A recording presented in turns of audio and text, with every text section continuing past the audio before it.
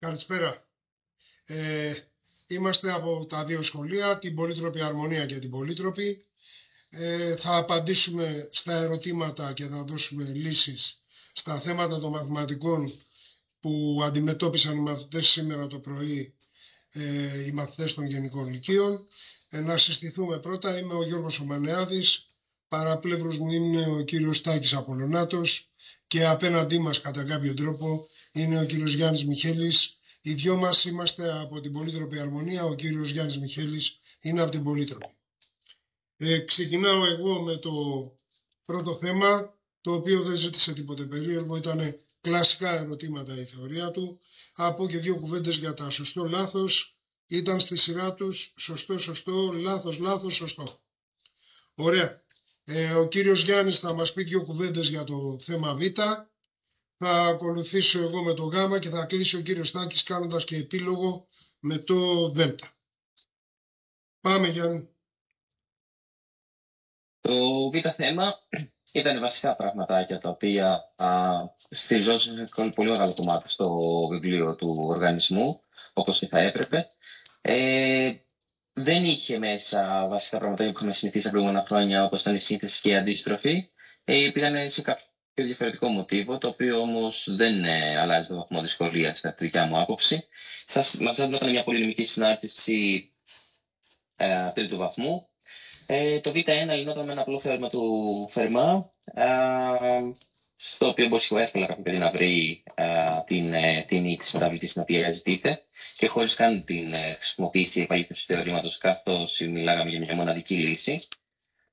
Στο Β2 περνάγαμε σε ένα πολύ κλασικό ερώτημα, το οποίο ζητάει να λύσουμε την πολυνομική συνάρτηση, με τις ρίζες της πολυνομικής συνάρτησης.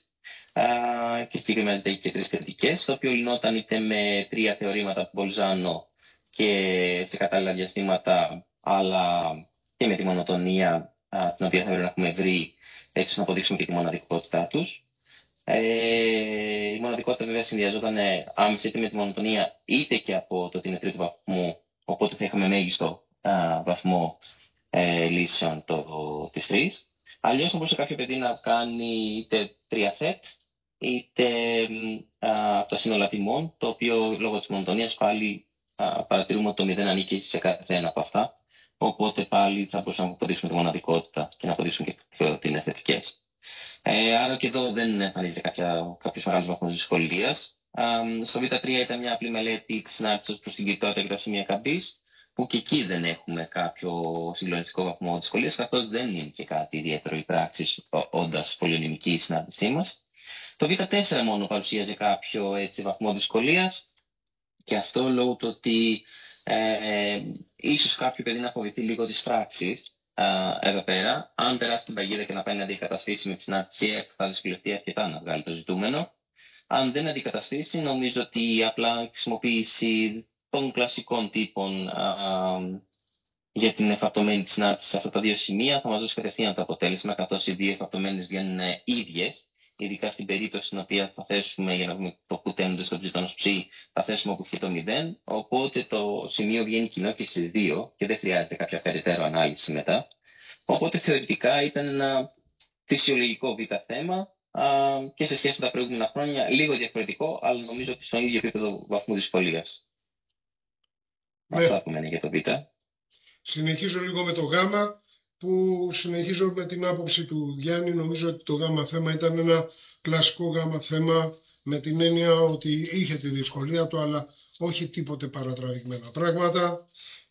Έδινε μια συνάρτηση με κλάδους, δύο κλάδους, και ζήταγε να δείξουμε ότι είναι συνεχής στο χ0 στο 0, το οποίο ήταν σημείο αλλαγής τύπου. Βρίσκαμε αριστερό-δεξιό όριο και το f του 0 και έβγαινε ότι είναι συνεχής. Ζητούσε να δείξουμε ότι δεν είναι παραγωγήσιμη. Πράγματι, το ένα από τα δύο όρια, το χ τίνει στο 0 συν της f του χ μείον f του 0 προς χ μείον 0, του λόγου μεταβολής, έβγαινε άπειρο, άρα δεν χρειαζόταν καν το άλλο όριο, ήταν αμέσως φανερό ότι δεν είναι παραγωγήσιμη στο 0. Ωραία, το γ2. Να βρείτε τις ασύμπτωτες της γραφικής παράστασης, και αυτό είναι ένα κλασικό ερώτημα. Ίσως είχε ενδιαφέρον το ότι σε κάποια στιγμή χρειαζόταν αυτό που μεταξύ μας λέμε, όχι επισήμως, να χρησιμοποιηθεί το μηδενική επιφραγμένη, δηλαδή χρησιμοποιόταν το αν μια συνάρτηση έχει όριο 0 και δίπλα της κάτσει μια φραγμένη, τότε το γινόμενό τους έχει όριο 0. Είναι κάτι που οι περισσότεροι μαθητές που έχουν διαβάσει το έχουν χρησιμοποιήσει αρκετές φορές, δεν θα λέγαμε ότι ήταν ένα σημείο δυσκολίας. Οι ασύμπτωτες στο πλην άπειρο έβγαινε οριζόντια υψίσου 0, αλλιώς ο χ χιτώνος, και στο συν άπειρο έβγαινε η χ και ένα δεύτερο. Στο επόμενο ερώτημα ζήτηκε να δείξουμε ότι η f, η σε f τέμνει την ψ ίσον χ και ένα δεύτερο σε ένα τουλάχιστον σημείο με τετμημένη ψ που είναι στο μείον π 0. Φτιάχναμε την εξήρωση f του χ ίσον χ συν ένα δεύτερο. Οι περισσότεροι νομίζω ότι ξέρουν πια τη μεθοδολογία, τα φέρουν μπροστά, θεωρούν μια συνάρτηση και κάνουν Μπολζάν. Αν είχε ενδιαφέρον κάποιο σημείο είναι το να εξηγηθεί καλά η συνέχεια στο μείον π 0 κλειστό, αναλυτικά.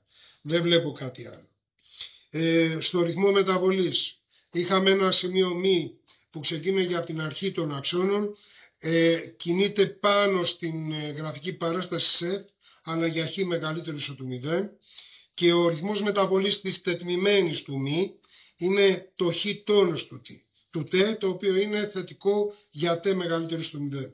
Και λέει να εξετάσουμε αν υπάρχει κάποια ειδική χρονική στιγμή τ0, τέτοια ώστε ο ρυθμός μεταβολής της τεταγμένης του μη, δηλαδή το ψ τόνος του τ0, για αυτό το τ0, να είναι ίσο με το ρυθμό μεταβολής της τετμημένης του χ με χ τόνος του τ0.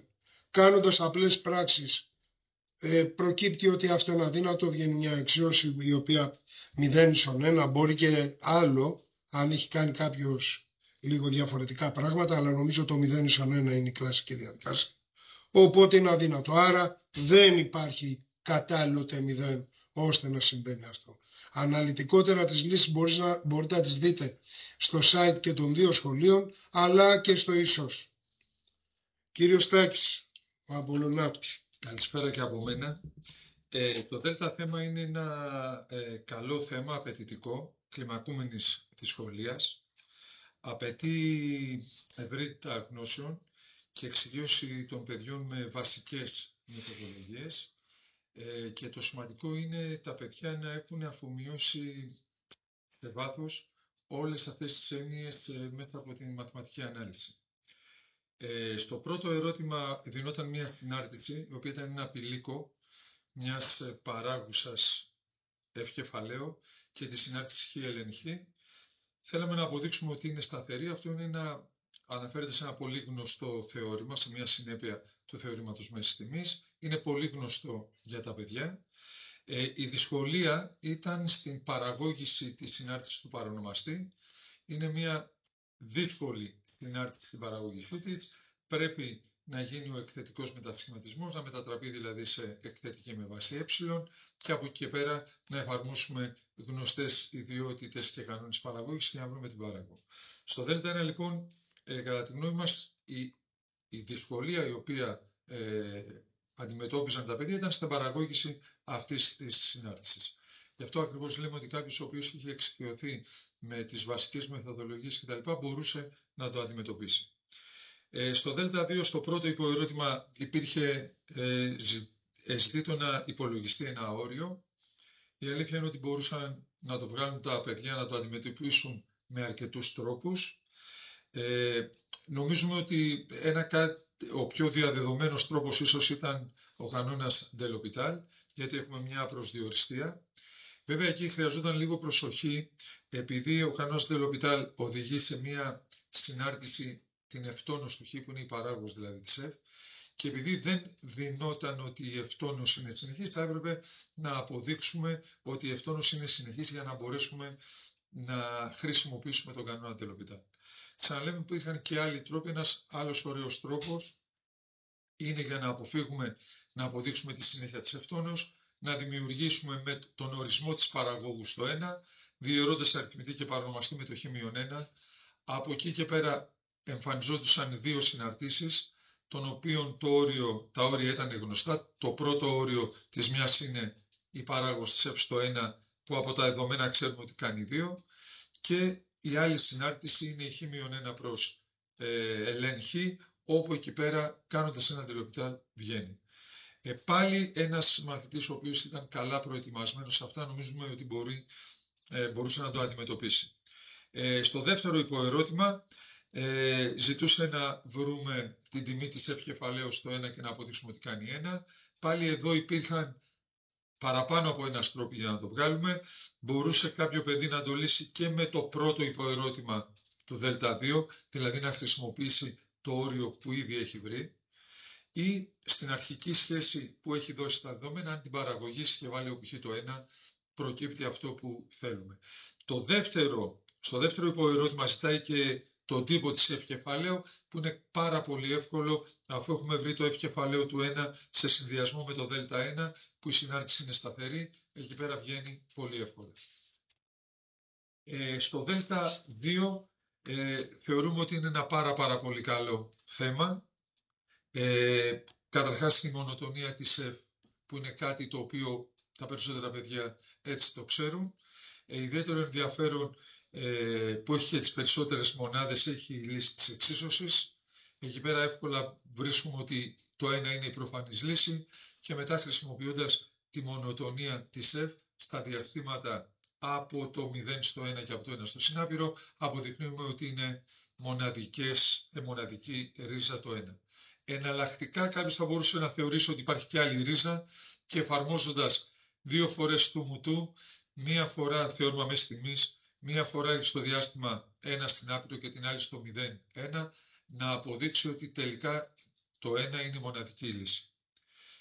Καταλήγουμε με το Δ4, το οποίο κατά τη γνώμη μας είναι το πιο απαιτητικό θέμα όλου του διαγωνίσματος, ιδιαίτερα απαιτητικό, θέλει σκέψη, θέλει τα παιδιά να κάτσουν να σκεφτούν με τις βασικές ανισότητες.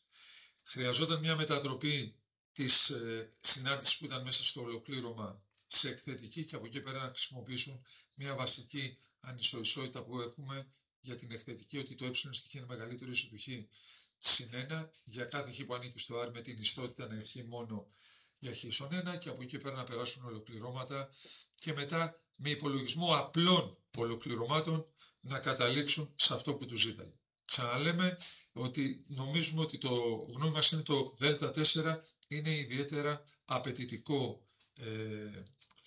ερώτημα και θα κρίνει εν πολλοίς το άριστα, το 20, το 100 από το 95 σε αυτή την κλίμακα. Τελειώνοντας, θεωρούμε ότι τα θέματα ήταν αρκετά βατά. Αν και η σύγκριση με περασμένες χρονιές πάντοτε δεν είναι εύστοχη, αλλά θεωρούμε ότι είναι σχεδόν ίδιας δυσκολίας με την προηγούμενη ή με τις πολύ κοντινές προηγούμενες χρονιές.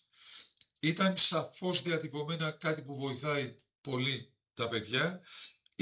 Ήταν κλιμακούμενης δυσκολίας που βοηθάει στην αξιολόγηση. Νομίζουμε ότι το βασικό, ότι υπάρχουν ασκήσεις που ακουμπούν ασκήσεις του σχολικού βιβλίου και αυτό, ξαναλέω, είναι σημαντικό, βοηθάει πάρα πολύ στα παιδιά. Θεωρούμε λοιπόν ότι, κλείνοντας, ότι ήταν, να το πω έτσι, καλά θέματα.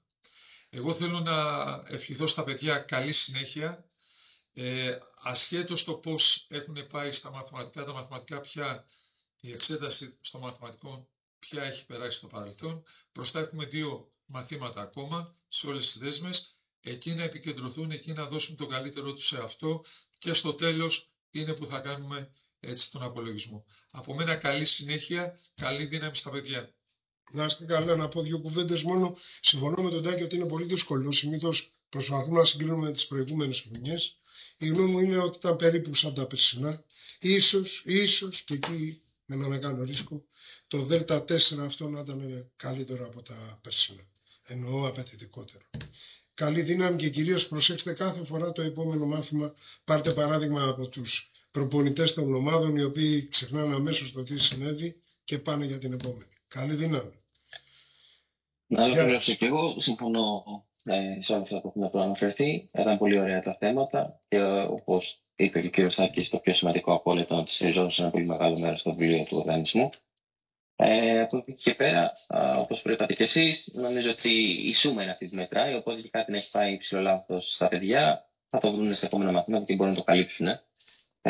Οπότε με αυτό, ας πούμε και εμείς από δικιά μας για καλή επιτυχία και τα υπόλοιπα 2 μαθήματα που απομένουν και καλά αποτελέσματα.